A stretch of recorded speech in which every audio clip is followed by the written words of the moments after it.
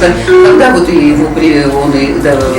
срочно, он когда доедет сюда? Можно соединиться? То есть вы планируете привозить Доброе сюда? Да, сюда. Услышим. Потому что надо... Уважаемая Татьяна Владимировна, уважаемый Алексей Прокопьевич, уважаемые коллеги, Уемиконская ЦРБ, заведующий хирургическим отделением Елена Евгений Николаевич. Хотим представить вашему вниманию пациента К, 16 лет, который получил травму 31 мая, то есть 9 суток назад, упал во время производства мытья автомобиля, упал с КАМАЗа на бетонный пол, потерял сознание на 10 минут. В течение получаса после получения травмы был доставлен в Уемиконскую ЦРБ. При поступлении в состояние пациента средней степени тяжести, в сознании, но заторможен, оглушен, речь невнятная, заторможенная, из левого носового хода и из левого наружного слухового прохода кровь и ликвор. Пациент был консультирован у нейрохирурга Республиканской больницы номер 2 Иванова Иннокентия Владимировича. Диагноз и тактика согласована. Диагноз установлен. Пожалуйста, рентгенограмму покажите. Рентгенограммы.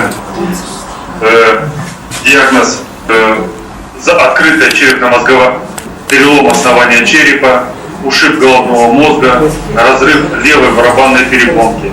Пациент получал лечение миксидол, диакарб, кетарол, цефатоксин. Дополнительно в первые сутки пациент получал гемостатическую терапию. За прошедшее время состояние значительно улучшилось. Приблизительно на третьи сутки пациент стал адекватен, реакция стала адекватная, головные боли купированы. На седьмые сутки пациента мы решили активировать.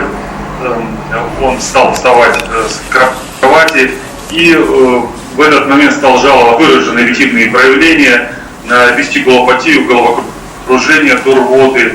При возвращении в горизонтальное положение интенсивная боль. В связи с этим у нас вопрос в плане дальнейших тактики лечения, какую вы можете порекомендовать в связи с вновь проявившимися симптомами и в плане дальнейшей реабилитации. Спасибо за внимание. Евгений. Здравствуйте, Евгений Николаевич. Врач-нейрохирург Иванов Иннокентий Владимирович. Скажите, пожалуйста, Евгений Николаевич, у него была отоликвария, она сейчас прекратилась?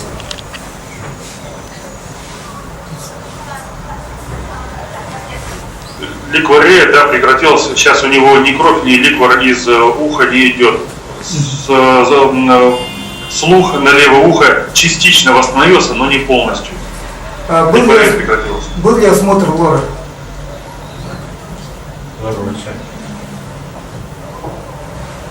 К сожалению, лор-врача у нас нет, то лором не осмотрен. Окулистом осмотрен. Заключение прилагается. В заключении ангиопатия сосудов сетчатки, отека зрительного, дисков зрительных нервов нет. Ну, в целом тактика лечения правильная. Вот эти неприятные ощущения у пациента, они, скорее всего, связаны с вестибулопатией, посттравматической вестибулопатией, поражением среднего уха. Предлагаю назначить ему бетасерк в дозе по 8 мг 3 раза в день, добавить к основному лечению. Это, возможно, уменьшит проявление вестибулопатии. Республики Саха-Якутия, Клиническая центральная районная больница.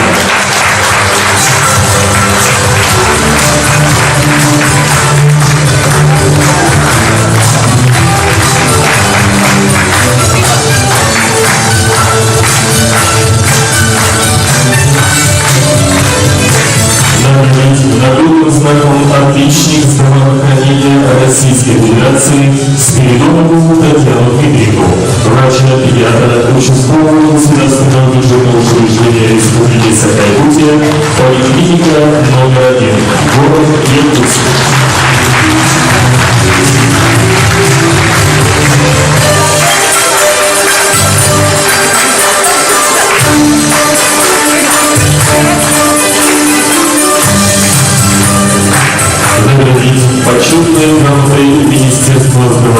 здравоохранения Российской Федерации Ахмедова Рафик Ахмедовым, врача-педиатра участкового государственного бюджетного учреждения Республики Саха-Якутия, Нелегринская центральная районная больница.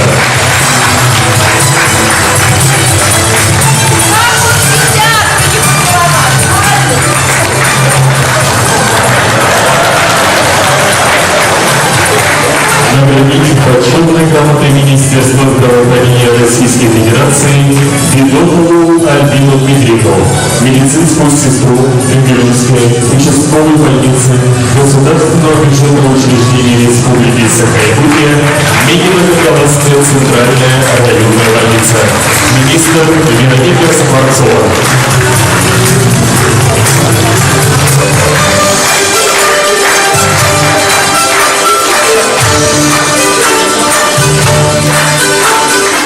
Очень большой представительной делегации, которая состоит из департаментов Министерства здравоохранения, не только департаментов чиновников, но и главных специалистов, окружных по основным профилям: онкология, кровообращение, туберкулез, детство. Все приехали сегодня оценить, как организовано оказание медицинской помощи именно в Республике Саха-Якутия, ее доступность и качество. И вот действительно, для того, чтобы у вас младенческая смертность, а сегодня мы приняли решение совещания, что она должна быть не более 5, как в Европе. Вот для этого нам нужен перинатальный центр. И мы хотим, чтобы перинатальный центр с Нового года вступил в действие. И сегодня есть особенности, есть проблемы, есть отставание от сетевого графика. Сегодня было принято жесткое решение. Были представители Ростеха именно из Москвы. Соглашение принято, подписаны протоколы, и мы считаем, что с Нового года перинатальный центр должен вступить в действие.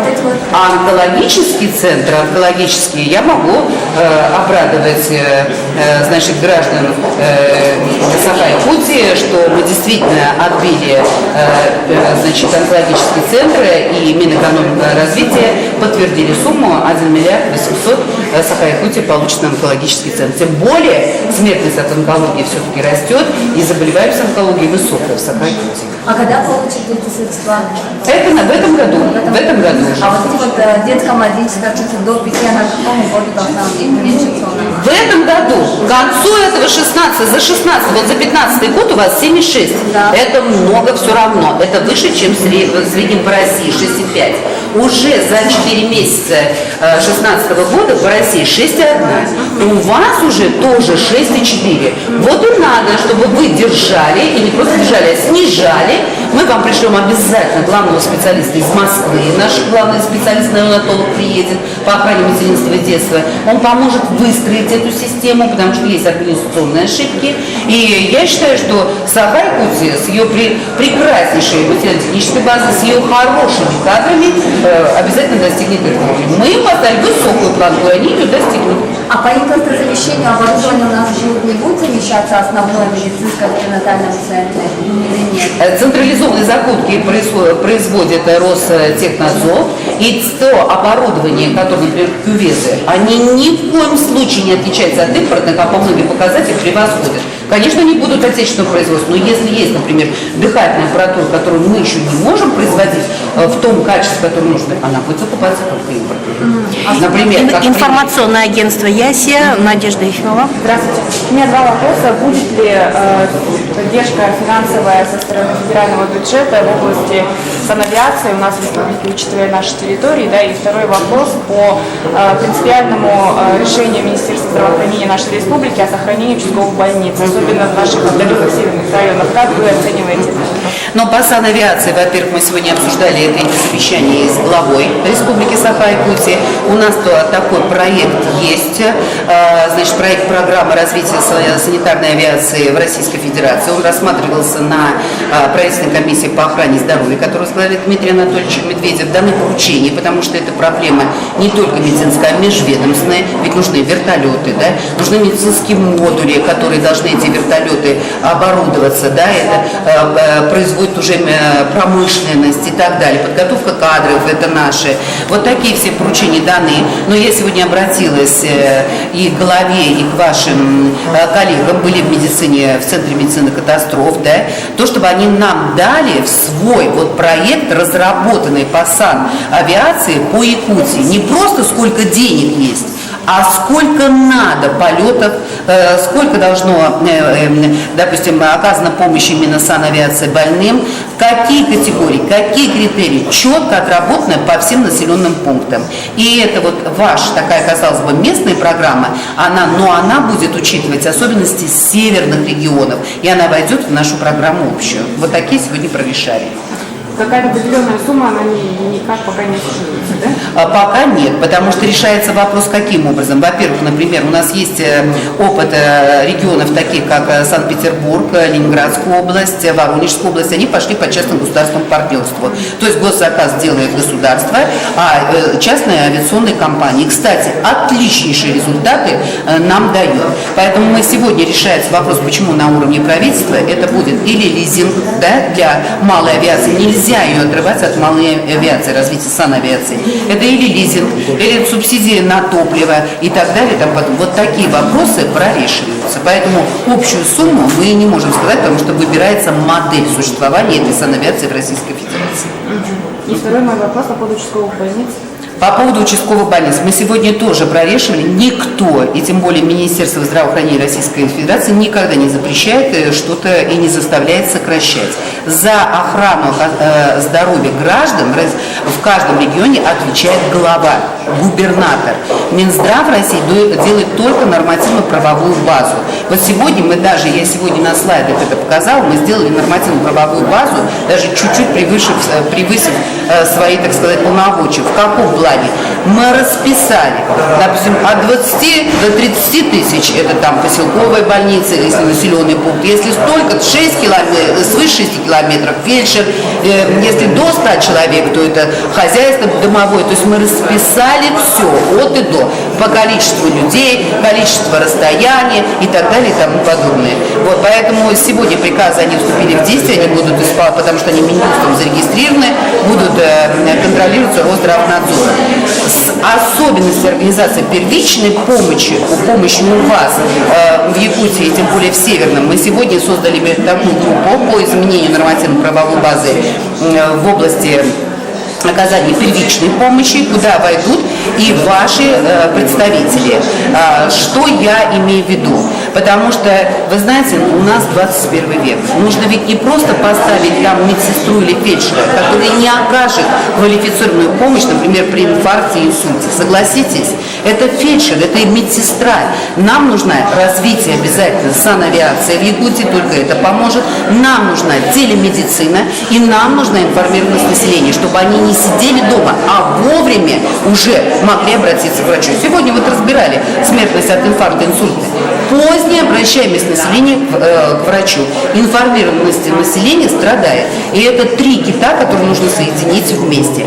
А врачей мы уже сделали таким образом. Сегодня мы делаем модули образовательные, разрабатываем на уровне Министерства здравоохранения Российской Федерации, которые будут иметь особенность обучения врачей общей практики, работающих в северных регионах, труднодоступных, которые будут уметь оказывать и помощь в области интенсивной терапии, вот как раз, когда нужна реанимация, интенсивная терапия. И при этом, если, например, если нет погоды и вертолет даже не может прилететь, а вы знаете, как в Якутии это бывает, значит, тут допустимо развертывание при вот таких медицинских пунктах, развертывание палат интенсивной терапии, где будет оказывана соответствующая помощь с телемедицинской консультацией. Как сегодня, например, мы это наблюдали у вас в Центре медицины катастроф, когда парень молодой упал на каменный пол, у него открыта черепно-мозговая травма, а он за 1000 километров от Якутска, и нейрохирург диктует местным хирургам, что надо делать и как скорректировать лечение. И парень остался жив. Разве это плохо? Республиканская газета «Саха-Сера». Ангелина Васильевна. Вопрос обсуждается Вы знаете, обсуждалось все, начиная, если в Республике Саха-Якутия трехуровневая система оказания медицинской помощи. Одно отвечу. Есть. И еще вопрос, да. Скажите, пожалуйста, а вот по посредством телемедицины будет дали шанс нехватка кадров в медицинских учреждениях наших или еще какие-то методы будут? Нет, у вас как раз, в отличие от других регионов, я сегодня и говорила, что у Саха-Якутии есть все возможности сделать действительно доступное и качественное оказание медицинской помощи. Столько медицинских кадров, как врачей, так и медсестер, ни в одной республике и регионе нет. У вас превышает все медицинские. Один пример. Значит, у меня медсестер 89 на 10 тысяч населения в России, у вас 119. Ситуация хорошая. Конечно, у вас есть кадры, дефицита нет. У вас телемедицина, вот где-то мы правильно вы говорите, в регионах решаем, в других регионах. У меня Псков 27 тысяч всего врачей на 10 тысяч населения, да? А у вас, между прочим, 94. Разница есть? Есть. Так там вот телемедицина будет решать нехватку кадров, а у вас она решает расстояние огромное. Надо фельдшер не сможет, даже простой врач, он не сможет оказать. Вы представляете, такой открытая черепно-мозговая травма, представляете, он не сможет оказать помощь. Я вот педиатр, но действительно квалифицированную нейрохирургическую помощь я тоже не окажу. Вот здесь нужна телемедицина и консультация нейрохирурга. Понимаете? Вот в чем дело. Спасибо.